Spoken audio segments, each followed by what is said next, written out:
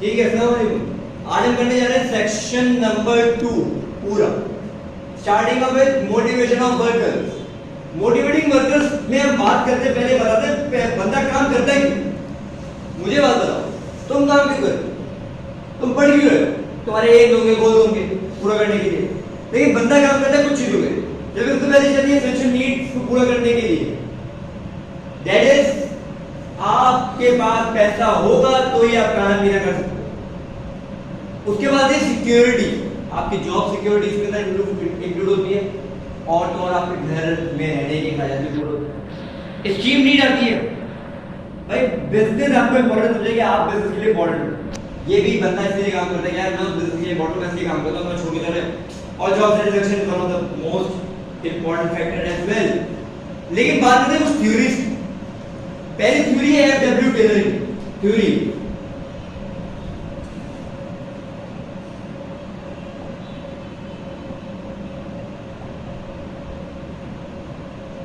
भाई F W Taylor 1916 में एक थ्योरी लाते हैं और बोलते हैं कि भाई बंदा है ना दो वजह से काम करता है, दो नहीं बल्कि एक ही वजह से काम करता है। कहता मुझे पैसा चाहिए और कुछ नहीं चाहिए।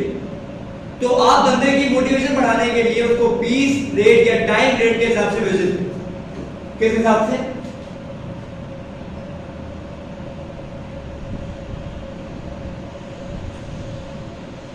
पीस रेट या टाइम रेट।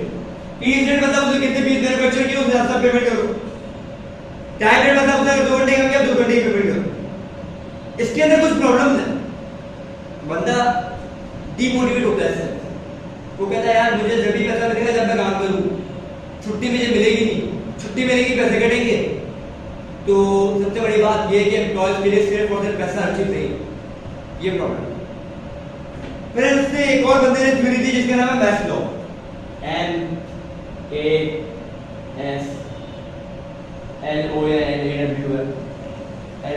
मैस्लो। ये बंदा कहता है भाई बंदे के 5 स्टेजेस ऑफ मोटिवेशन। 5 स्टेजेस किस तरीके से? पहले तो वो बोलता है फिजियोलॉजिकल नीड पूरी होनी चाहिए, मतलब आपको इतने पैसे मिलने चाहिए कि आप अपने फिजिकल नीड्स को पूरा कर लो। सेफ्टी, जॉब सेफ्टी की बात हो रही है यहाँ पे, जॉब सिक्योरिटी होनी चाहिए। फिर कह रहे सोशल नीड भी मिलनी चाहिए बंदे को। सोशल नीड से मुराद आपके जो कुलीग्स हैं, आपके जो वर्कर्स हैं, वो मिलकर काम करें, तो कहता है स्कीम नीड।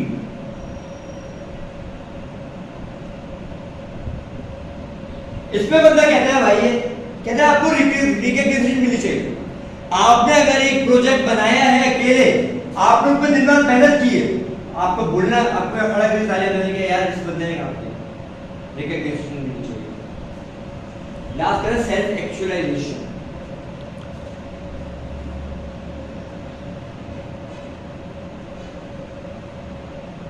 सेल्फ एक्चुअलाइजेशन के अंदर आधा प्रमोशन मिलनी चाहिए, बोनस मिलने चाहिए, ये चीजें आप। अब इसकी भी फेल हो गई, क्यों? क्योंकि भाई फेल तो एक तरीके से नहीं हुई, मगर लोग ज्यादा मानते हैं हेल्सबर्ग की थ्योरी।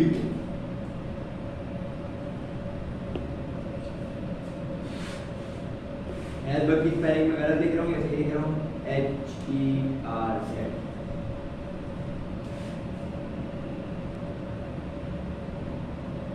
हेल्सबर्ग थ्योरी।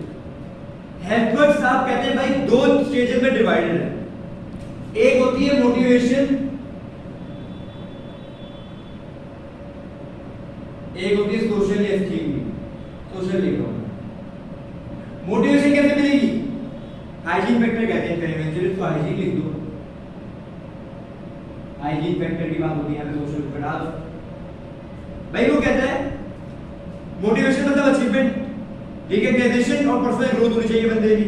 आगे में क्या मतलब उसको स्टेटस मिलना चाहिए, उसकी जॉब सिक्योरिटी, उसकी वर्किंग एनवायरनमेंट अच्छा होना चाहिए।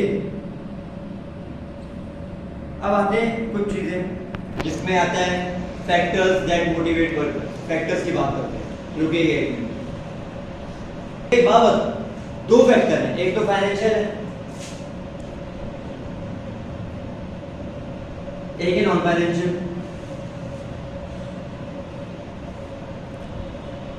वीडियो रात को अपलोड कर दूंगा यूट्यूब पे, वहां देखिए, ठीक है। फाइनेंशियल के ऊपर पहले बात करते हैं। तो फाइनेंशियल के अंदर बेसिक चीजें आएंगी, वो की वेजेस सबसे बेस्ट है।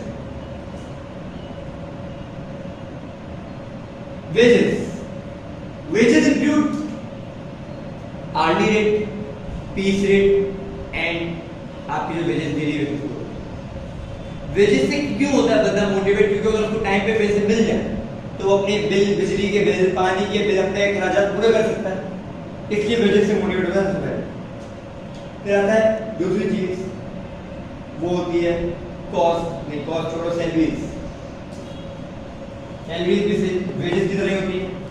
आपको ज्यादा मिलनी चाहिए सैलरी, आप ताकि मोटिवेट हो, आप अच्छे जगह काम करो और आप fast to communicate, easy to model हो। और तो और अगर मंथली बेसिस आपको पैसे मिल रहे हैं तो आप easier to identify change in trend कर सकते हो। फिर आता है बोनस। बोनस क्या होता है? ईद का बोनस, 14 अगस्त का बोनस, ये बोनस स्पेशल ओकेजन पे दिए जाते हैं as a additional income. Benefit क्या मोटिवेट करता है वर्कर को? सिंपल सा। ड्रॉबैक क्या है भाई? जेलसी क्रिएट हो सकती है। जेलसी कैसे क्रिएट होगी? मेरे साथ 2 बंदे काम करते हैं, बॉस आया, समझो यार ये तुम्हारा 20,000 बोनस, तुमने काम अच्छा किया। तो 2 बंदे खड़े हुए देख रहे हैं, 20,000 उसको दे दिए, 5,000 तीनों को देता, 5,000 नीचे कर। जेलसी क्रिएट हो गई, नुकसान। मतलब फ्रिंज बेनिफिट।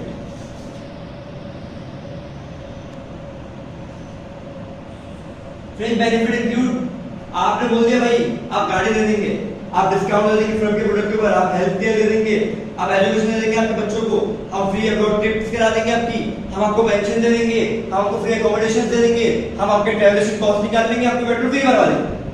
Fringe benefit. फिर आ जाओ नॉन फाइनेंशियल। नॉन फाइनेंशियल में सबसे पहली चीज आ रही है जॉब सेटिस्फैक्शन।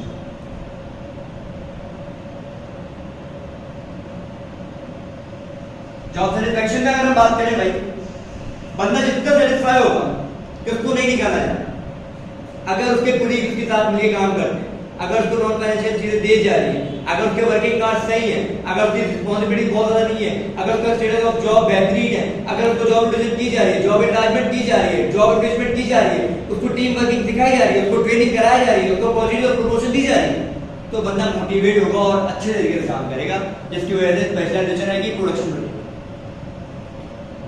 अब जॉब रोटेशन, मैंने बोला जॉब रोटेशन क्या होता है समझ लो। जॉब रोटेशन क्या होता है? जब एक स्पेसिफिकली काम दो, कोई डिफरेंट टाइम के लिए कोई और काम दो। मैं पढ़ाता हूं पीएचडी, मुझे बोल दिया प्रेजेंट में पढ़ाओ उस टाइम पे, रोटेशन ऑफ जॉब हो गई। एग्जांपल दे रहा हूं, job enlargement, similar level of work आप जॉब इसके अंदर ऐड करो। Job enrichment involve looking at job, additional task मिलते हैं इसके अंदर। टीम वर्किंग क्या होती है भाई? टीम वर्क काम करने के साथ ट्रेनिंग होती है, आप बंदे को भेज दो ट्रेनिंग के लिए, आप सीख क्या होते जाएंगे काम। Promotion of employ, advancement of an employ. मैं था चीफ, मैं चीफ छोड़ो, मैं था मैनेजर, अब मैं लग गया हूं जीएम। मैं था कुलीग, मैं था प्यून, मुझे लगा दिया उन्होंने अच्छे काम को, हेड ऑफ प्यून बना दिया, प्यून से हेड ऑफ प्यून बन गया। जॉब प्रमोशन के लिए बंदा सेटिस्फाई हो, कुछ नहीं होता, सिर्फ सेटिस्फैक्शन होती है। उसके बाद हम आते हैं यूनिट 2.2 के ऊपर। Unit 2.2 says organisation and management. इसके लिए ऑर्गेनाइजेशनल स्ट्रक्चर समझना पड़ेगा। ऑर्गेनाइजेशनल स्ट्रक्चर वो होता है किस तरीके से बिजनेस अपने आप को ऑर्गेनाइज कर रहा है, कौन सुपरवाइज कर रहा है, कौन कोऑर्डिनेट कर रहा है, कौन एडवोकेट कर रहा है, कौन डायरेक्शन कर रहा है, कौन डायरेक्टर है, कौन जॉब पे काम कर रहा है, ये सब चीजें ऑर्गेनाइजेशन में आती हैं। एक ऑर्गेनाइजेशनल चार्ट होता है, वो चार्ट इंपॉर्टेंट है। वो चार्ट कुछ इस तरीके से कि भाई सेल्स ऑफिसर जो है, मैं समझा रहा हूं सिर्फ एक तरीके से, एक ही लिखूंगा, बाकी मैं समझाऊंगा। सेल्स ऑफिसर मैनेजर सेल्स से बात करेगा, डायरेक्ट जीएम से बात नहीं करेगा, सेल्स मैनेजर से बात करेगा। सेल्स मैनेजर जाके बात करेगा जनरल मैनेजर मार्केटिंग। सेल्स है ना, सेल्स का मार्केटिंग से बात जाएगी सीईओ। ये एक चार्ट, ये डायरेक्ट इससे बात करेगा, इससे पहले ये करेगा, इससे पहले ये करेगा, इससे पहले ये करेगा। अगर सीईओ को इन्फॉर्मेशन चाहिए, सेल्स ऑफिसर की इन्फॉर्मेशन चाहिए, तो वो खुद जाके बात नहीं करेगा, वो बोलेगा मार्केटिंग के जनरल मैनेजर से बोलेगा, जाओ यार सेल्स मैनेजर से जाके बोलो कि मुझे सेल्स ऑफिसर की ये इन्फॉर्मेशन है। इसी तरीके से एडवर्टाइजमेंट क्या बनता है, तो वो मैनेजर से बात करेगा, मैनेजर जीएम से बात करेगा, जीएम सीईओ तक पहुंचाएगा। अगर सीईओ को अकाउंटेंट की इन्फॉर्मेशन चाहिए, तो वो जीएम फाइनेंस से बोलेगा कि मुझे अकाउंटेंट की इन्फॉर्मेशन निकाल, जीएम फाइनेंस बोलेगा मैनेजर फाइनेंस से, मैनेजर फाइनेंस जाएगा बोलेगा अकाउंटेंट से। सेम केस है, अगर रिक्रूटमेंट है कोई, किसी को नया बंदा ला जाए कोई, तो भाई सीईओ बोलेगा इस बंदे को निकाल दो, वो बात जाएगी सीईओ से general manager of human resource department, human resource department manager से बोलेगा, मैनेजर रिक्रूटमेंट से बोलेगा रिक्रूटमेंट वाले बंदे को फारिग करने के लिए अपना ले। ये चार्ट, इस चार्ट का भाई एक बहुत बड़ा एडवांटेज ये है यार, इसकी जो वैल्यू है सीईओ की, वो कंपनी होगी, बोलेगा मैं सीईओ मेरा क्या ताल्लुक, कौन काम कर रहा है, easy to identify where is the need of employee, साथ-साथ help you employee able to know the people you work with, help to manage work, ये भी एडवांटेज है। अब दो चेन और एक चेन ऑफ कमांड आती है, एक स्पैन ऑफ कंट्रोल आता है।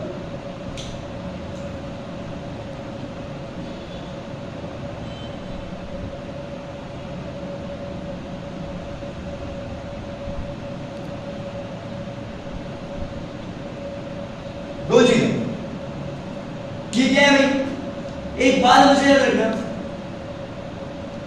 Chain of command is the structure in an organisation which allows instruction to be passed down from senior manager to lower level। अभी सीईओ से बात हो जाएगी सेल्स ऑफिसर तक, तो ये चेन ऑफ कमांड है। दो टाइप ऑफ ऑर्गेनाइजेशनल चार्ट होते हैं, एक होता है wide structure and short chain of command. इसमें डायरेक्टली मैसेज आता है, फास्टर एंड एक्यूरेट, हायरार्की बढ़ती है इसके अंदर रीच जल्दी आती है, wide level of span of control बढ़ता है, एक होता है tall structure and long change of command.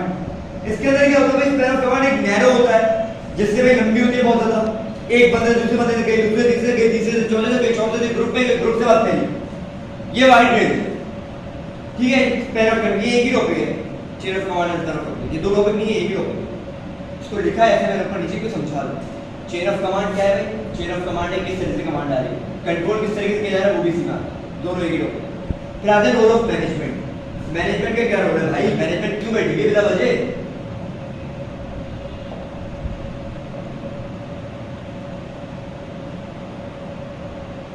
Management के कुछ काम हमने ऑर्गेनाइजेशन कर लिया, मैनेजमेंट का चैप्टर के दूसरे पार्ट। मैनेजमेंट हमेशा प्लानिंग करेगी, ऑर्गेनाइजिंग करेगी, कोऑर्डिनेट करेगी, कमांड करेगी और फिर कंट्रोल करेगी।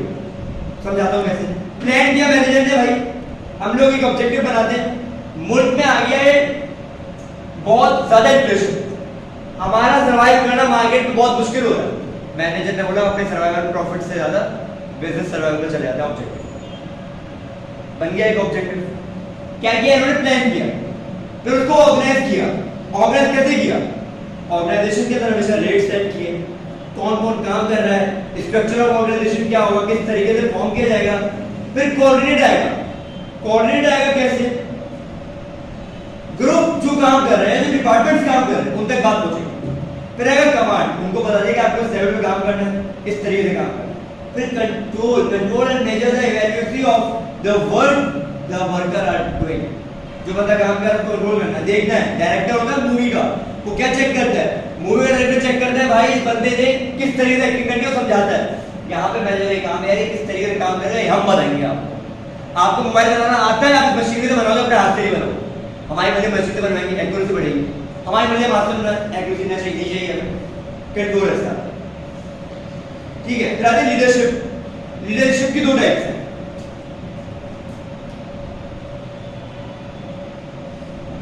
लीडरशिप तीन टाइप। पहले आती है accurate autocratic leadership. Autocratic leadership is where the manager expect to be charge of business. Clear vision होगा, एडवांटेज है। क्लियर विजन कैसे होगा, एक्यूरेसी ऑफ द लीडर जो है वो इंचार्ज है, जो लीडर है उसको आइडिया अच्छे होंगे, एक विजन होगा, एक एम होगा, एक ऑब्जेक्ट होगा, उसी ऑब्जेक्ट के तरफ से उसी एम के तरफ से उसी ऑब्जेक्टिव की तरफ काम करेगा, ठीक है। फिर आती है democratic leadership. Democratic leadership is where in which members of a group take more participation more in decision making process. Benefit क्या है? Delegation of responsibility है, solution of complex problem है, कोई problem आ गया बड़ा, मिलके डिसाइड कर लिया, solution निकाल दिया. Time consuming है इसका drawback. और दो solution और उसके can appear uncertain, कभी कभी uncertainty हो जाती है. फिर आता है laissez-faire, LAISSEZ ये ऐसा लीडरशिप स्टाइल है जिसमें हैंड ऑफ कर लेता है लीडर और अलाउ करता है ग्रुप टू मेक डिसीजन, जिसमें वो खुद कम्युनिकेट करते हैं और इनका लीडर इनका क्या कहते हैं जॉब सेटिस्फेक्शन ज्यादा बढ़ती है, मोटिवेट होते हैं. लेकिन ड्रॉबैक ये कि इग्नोर द लीडर, लीडर को इग्नोर कर देते हैं, गाइडेंस नहीं देता कोई भी इनको, ये अपनी तरफ से काम करना शुरू करता है. फिर एडवांटेजेस ऑफ मैनेजर भाई क्या है? Manager can not be every job themselves, हर काम खुद नहीं करेगा. मैनेजर मेजर करेगा कौन सक्सेस है कौन फेलियर में जा रहा है. फ्लेक्सिबिलिटी ऑफ सबकोऑर्डिनेट्स होगा, ठीक है. Advantages of subordinates, subordinates workers become more interesting and rewarding, employ feel free and more important और बिलीव करता है अपने ऊपर कि मैं अच्छे से जॉब कर सकता हूँ. फिर आते हैं ट्रेड यूनियन में. पहले किसी ने कोई समझाने का टाइम कम मिलेगा, लिखूंगा टाइम कम बचेगा. ये है अजाब, हर बिजनेस में ये अजाब होता है. ये कहता है वेजेस सैलरी, ये ग्रुप ऑफ पीपल होता है जो प्रोटेक्ट करता है rights of worker. Trade union वाले वर्कर जो इंप्रूव करेंगे वर्किंग कंडीशन को, वो एम्प्लॉयमेंट की कंडीशंस बनवाएंगे, फाइनेंशियल सपोर्ट देंगे. ड्रॉबैक क्या है भाई? कुछ ज्यादा फ्रीडम मिल जाता है, पैसे ज्यादा मिलना शुरू कर दो. पैसे नहीं दिए, वेजेस नहीं दी, हड़ताल पे बैठ जाएंगे, प्रोडक्शन रुक जाएगी. फिर जाके बात करनी पड़ती है मैनेजर को. मैनेजर कहता है क्या मसला है? वो कहता है मेरी वेजेस बढ़ाओ. कहता अच्छा तुम काम शुरू करो. नहीं हम काम शुरू नहीं कर. पाकिस्तान में क्या होता है? पाकिस्तान में जाके ट्रेड यूनियन वालों को बोलता है भाई तू पैसा काम शुरू कर रहा है या नहीं बढ़ रहा? बोलेगा पैसा बढ़ा. मैं पैसा नहीं बढ़ा. बोलेगा हम काम नहीं कर. कहते ठीक है, एक को निकालेगा सारे बैठ जाएंगे तुम्हारा काम. सिर्फ एक को निकालेगा, 100 बंदे बैठे हुए ना, एक को निकालेगा तू जॉब से बाहर जा, नहीं चाहिए. 99 बच्चे लड़के जो काम कर रहे हैं लड़के लड़कियां वो काम करना शुरू कर. पाकिस्तान में ये रहा ट्रेड यूनियन की इंपॉर्टेंस नहीं है.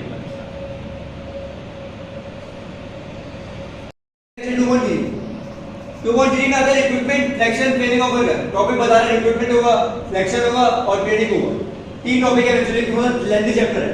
क्यों भाई? स्टार्ट होता है ह्यूमन रिसोर्स डिपार्टमेंट से, HR department.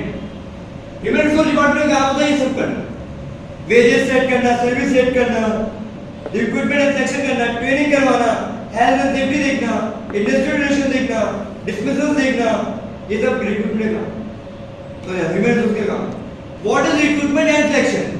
Recruitment is when you are looking for a job vacancy. आपके पास मैनेजर की पोस्ट खाली है, आपने अखबार में ऐड दी. अखबार में ऐड दी है, अब मैं पूरा प्रोसेस समझा रहा हूँ, ठीक है? पूरा प्रोसेस समझा रहा हूँ, ये बहुत छोटी चीज बता. आपने अखबार में ऐड दे दिया, किसी ने पढ़ा, उसने आपकी जॉब की एनालिसिस दी और फॉर्म भर दिया. फॉर्म के साथ सीवी भेज दी. सीवी जब भेजी तो आप क्या करोगे? रिक्रूटमेंट वाले और मेरे रिसोर्स डिपार्टमेंट वाले जॉब एनालाइज करेंगे कि कौन सी जॉब के ऊपर है और ये स्पेसिफिकली किस जॉब के लिए काम कर सकता है. एनालाइजमेंट है कि जॉब स्पेसिफिकेशन और जॉब एडवर्टाइजमेंट होगी. एडवर्टाइजमेंट के बाद वो एप्लीकेशन खुल जाएगी. ह्यूमन रिसोर्स पहले ये करेंगे, एप्लीकेशन खोल दी, फिर सबको बुला लेंगे इंटरव्यू के लिए. इंटरव्यू के लिए बुलाएंगे, बोलेंगे अपनी सीवी दिखाओ. CV contains all the professional document and summarise employ worker history education and skills. Interview दिखाने के बाद आप बोलोगे यार घर जाओ, आपको कॉल कर देंगे. कॉल करने का सेलेक्ट कर लोगे किसी एक बंदे को. ये होता है एचआर का काम, ठीक है? इसके अंदर एक और काम मेथड ऑफ रिक्रूटमेंट. मेथड बोलने पे फोकस कर रहा हूँ, सुनो जो बोल रहा हूँ, लिखना बाद में लिखना है, कुछ नहीं जो बोल रहा हूँ वो लिखना. बल्कि लिखना भी जिस जगह समझा रहा हूँ दिमाग में बैठेगा. दो बार सुनना.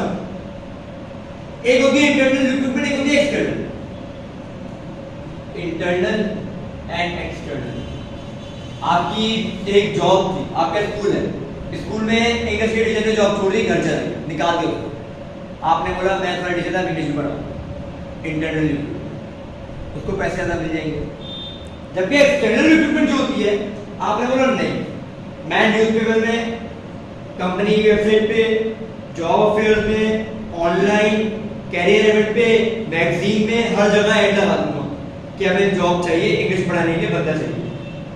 इसका फायदा ये होगा कि भाई बाहर से फ्रेश माइंड आएगा बिजनेस के अंदर, आइडिया अच्छे आएंगे तो भाई बेटर नॉलेज के साथ काम करेगा, स्पेशलाइज्ड बंदा काम करेगा, लेकिन रिस्क भी है। फिर बात करते हैं एप्लीकेशन एंड रिव्यूज के ऊपर।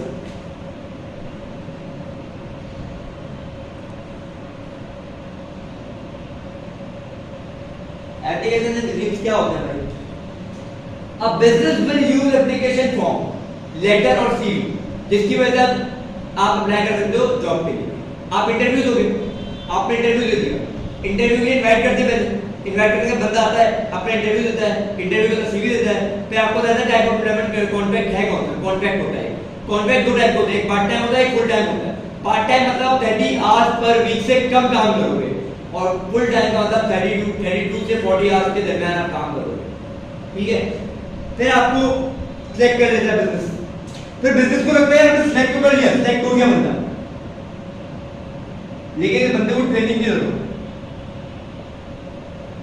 लास्ट रुपए पहुंच गया, ट्रेनिंग की जरूरत है, हम इसको ट्रेनिंग देंगे। ट्रेनिंग कैसे देंगे हम? 3 तरीके, induction training, on job end of job. On पहले इंडक्शन की बात करते हैं, आपने क्या किया, जो बंदे मौजूद हैं उनके साथ मिलकर सिखाना शुरू कर दिया। जॉब भी आपने उसको एक्सप्लेन कर दिया, ये काम है, ऐसे करना है, ये चीजें करनी है, induction training. Of job training होती है, आपने बंदे को दूर भेज दिया, बोला यार अब वर्क प्लेस से दूर भेज दिया, बोला जाओ सीख के आओ, एफिशिएंसी सीख के आओ, एरर फ्री प्रोडक्शन करके आओ, सीख के आओ, फिर काम करें। पैसा बहुत लगता है इसके ऊपर, सीधी बात है। लॉयल्टी ऑफ कस्टमर पे वैल्यू होती है कि भाई एक बंदा ट्रेनिंग लेके भाग गया, क्या कर लोगे? पैसा तो कंपनी लगाता है। जब तक बंदा ट्रेनिंग कर रहा है, कंपनी के प्रोडक्शन में फायदा नहीं, दुकान पैसा नहीं मिल रहा। फिर आती है on job training. On job training बंदा ही करता है, भाई मैं पढ़ा रहा हूँ, मैंने अपना असिस्टेंट रख दिया अपने साथ, वो मुझे देख के सीख रहा है। ऑन जॉब सीख रहे हैं, प्रोडक्शन खुद नहीं कर रहा, खुद नहीं पढ़ा रहा, लेकिन सीख, ऑन जॉब ट्रेनिंग। फिर डाउन साइजिंग ऑफ वर्कफोर्स है भाई, डाउन साइजिंग ऑफ वर्कफोर्स आती है। डाउन साइजिंग का मतलब होता है निकाल दो। बिजनेस में कभी-कभी आता है रिसेशन आ गई, इन्फ्लेशन आ गई, एम्प्लॉयज को निकालना है। कुछ ही अगर सीईओ बोलेगा भाई ह्यूमन रिसोर्स डिपार्टमेंट के बंदे निकालना, तो डिसमिसल होता है, एक होता है redundancy. Dismissal is when you have told the worker कि आप निकल जाओ, दफा हो जाओ, तो दोबारा मत आना। कब? जब बंदा चोरी करते पकड़ा जाए, जब बंदा कोई गलत काम करते पकड़ा जाए जो कि कानून के खिलाफ भी हो। और रिडंडेंसी जब होती है, जब भाई बिजनेस को टर्मिनेट करना पड़ता है एम्प्लॉय को, बिकॉज उसकी पोस्ट नेसेसरी नहीं रहती, उसकी पोस्ट नेसेसरी नहीं। मेन एग्जांपल, एक दुकान है या एक रिपेयरिंग शॉप है, मोबाइल रिपेयरिंग बिजनेस है, वो एक बंदा नोकिया फोन जो है, नोकिया छोटा आता है, वो रिपेयर करता था। अब मुझे बताओ, आज के दौर में सब स्मार्टफोन लेते हैं, स्मार्टफोन खराब होता है रिपेयर करना है, तो वो नोकिया वाले का क्या काम था? तो उसके मालिक ने बोला नोकिया लेकर आप जा सकते, हमें आपकी जरूरत नहीं। ये क्या होती है? रिडंडेंसी। फिर legal control over employment issue. Employment law होते हैं, एम्प्लॉयमेंट लॉ के अंदर ये बोला जाता है कि आप डिस्क्रिमिनेट नहीं करोगे against unfair at work and when applying for the job. आप किसी अपोजिट सेक्स के साथ कोई गलत नहीं करोगे। आप यहाँ पे ये लॉ है, लॉज है। आप ये देखोगे उसके रिलीजन की, आप जॉब की, आप काम की, आप जॉब दोगे, चाहे वो हिंदू, चाहे वो मुस्लिम, चाहे वो सिख, चाहे वो पारसी, चाहे वो क्रिश्चियन हो, आप जॉब दोगे। आप नहीं देखोगे लड़का है लड़की, आप जॉब दोगे। आप नहीं देखोगे डिसेबल है या नहीं है, आप जॉब दोगे अगर वो काम के लायक है, ठीक है। यहाँ पे हमारा चक्कर नहीं होगा। 2.4 इंटरनल एक्सटर्नल कम्युनिकेशन। पहले तो बात करो कम्युनिकेशन है क्या। कम्युनिकेशन क्या है? एक process in which you are exchanging information. It can be either one way, it can be either two ways. लेकिन पहले बात करते हैं टाइप्स ऑफ कम्युनिकेशन। टाइप्स लिखी हुई है मैंने, दो हैं, एक internal and external. Internal communication is the transmission of information between organization members। Company ने बंद मान दिया, बाहर बात नहीं पहुंच रही है, जीएम आया, सबको बिठाया, हमारे पास इतने का होता है, बाहर नहीं बात पहुंच रही है। इंटरनल कंपनी ने एडवर्टाइजमेंट कर दी, जीएम आया, तब कैसे चाहे भाई यार हमारी ये जॉब है, इसके एडवर्टाइजमेंट आप संदेह करनी है। एक्सटर्नल है, आप बाहर बात पहुंचाओगे, बाहर में बात पहुंचाओगे। एग्जाम्पल दे दो इंटरनल की पहले, वो तो मैंने दी, एक्सटर्नल ही दे दो। आपको सप्लायर चाहिए, काम चाहिए, प्रोडक्ट चाहिए, सप्लायर से बात की आपने एडवर्टाइजमेंट करनी है गुड्स एंड सर्विस की, सप्लायर आपने बात की एडवर्टाइजर से, ये एक्सटर्नल हो गया। लेकिन वेज ऑफ कम्युनिकेशन की बात करें तो these are one way and two way. Effective ये होती है वन वे के अंदर आप सिर्फ एक मैसेज भेज देते हो, आपको रिप्लाई नहीं मिलता। फॉर एग्जाम्पल आपके पास फोन है, नोकिया, सैमसंग, कोई भी एक्सवाईजी, यू फोन की सिम, यू फोन वाले आपको हमेशा एक मैसेज भेजते हैं, आई थिंक आपको हम ऑफर करते हैं 466 दबाएं 2000 MB आपको फ्री दी जाएंगे, इतने के बैलेंस बोलते हैं। वन वे कम्युनिकेशन आप जा दे सकते हैं। इसी तरीके से बिजनेस में भी होता है, you phone is also business. Sender is not supposed to have any problem. Sender can keep doing their work without worrying about anything. Faster communication है और order of delivery जल्दी मिल जाती है, ये वन वे कम्युनिकेशन के benefits हैं। लेकिन कभी-कभी ऐसा होता है कि आप वॉइस करते हैं, यू फोन ने मुझे मैसेज किया, मैंने सिम निकाल के भेजी हुई, क्या फायदा, मैसेज तो जा ही नहीं रहा। समटाइम मैसेज रिसीवर को नहीं पहुंचता। Two way communication is when you are communicating with someone and you are getting the response. अभी मैं तुम लोगों को यूट्यूब पे पढ़ा रहा हूं ना, ये वन वे है, बट अगर ये जूम पे होती आप जवाब दे दोगे टू वे हो जाता। टू वे के अंदर आपको रिस्पांस भी मिलता है, जवाब भी मिलता है, ठीक है, फीडबैक भी मिलता है, ठीक है। तरह के कम्युनिकेशन मेथड के ऊपर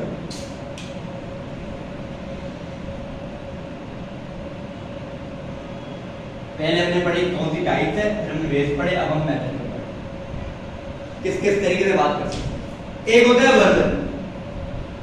वर्बल कम्युनिकेशन मेथड जब होता है जब आपको साउंड्स और वर्ड्स दिए, कोई एक बात कर रहा है, आप हम बात कर रहे हैं, टेलीफोन कॉल है, सिर्फ आवाज आ रही है, वीडियो कॉन्फ्रेंस है, आवाज आ रही है, चेहरा देखो, अब ये पढ़ा रहा हूं, ये वर्बल कम्युनिकेशन। जबकि रिटन कम्युनिकेशन होती है, रिटन कम्युनिकेशन जब आपको लेटर मिल गया, ईमेल आ गई, कोई रिटन कम्युनिकेशन। फिर आती है विजुअल, जिसमें आप देखते हो, जैसे कि ग्राफिक्स है, ऐड हो गया, ये होती है क्या, विजुअल। फिर दो चीज होती हैं, आपने लेटर लिखे ना, फॉर्मल लेटर, इनफॉर्मल, भी इंग्लिश पेपर दिया होगा, तो दो तरीके बात करने के होते हैं, किस लहजे में बात करते हैं, एक होता है फॉर्मल, एक होता है इनफॉर्मल। अगर आप लोगों को ये सवाल है, मैंने इसके एडवांटेज डिसएडवांटेज पूरी कराई सबके, तो ये वर्कशॉप चल रही है, इसके अंदर लंबी नहीं करनी है, लंबी करनी है तो वीडियो डली के वहां देख लेना, वरना एडवांटेज डिसएडवांटेज खुद मैं बता चुका हूं एग्जाम्पल के तौर पे। मैंने बोला वन वे है, आप रिस्पॉन्ड नहीं कर सकते back, two way respond back कर सकते, एडवांटेज है। डिसएडवांटेज भी है इसके, टू वे के टाइम ज्यादा लेती है, टाइम कंज्यूमिंग है, कभी-कभी नेगेटिव रिस्पांस हो सकता है कि नहीं यार ये करो, मैनिपुलेट हो सकते हो। इनफॉर्मल एंड फॉर्मल, फॉर्मल क्या होती है भाई, जब आप ऑफिशियली किसी से बात कर रहे हैं, इनफॉर्मल क्या होती है, जब आप दोस्तों से बात कर रहे हैं। कम्युनिकेशन बैरियर्स भी होते हैं,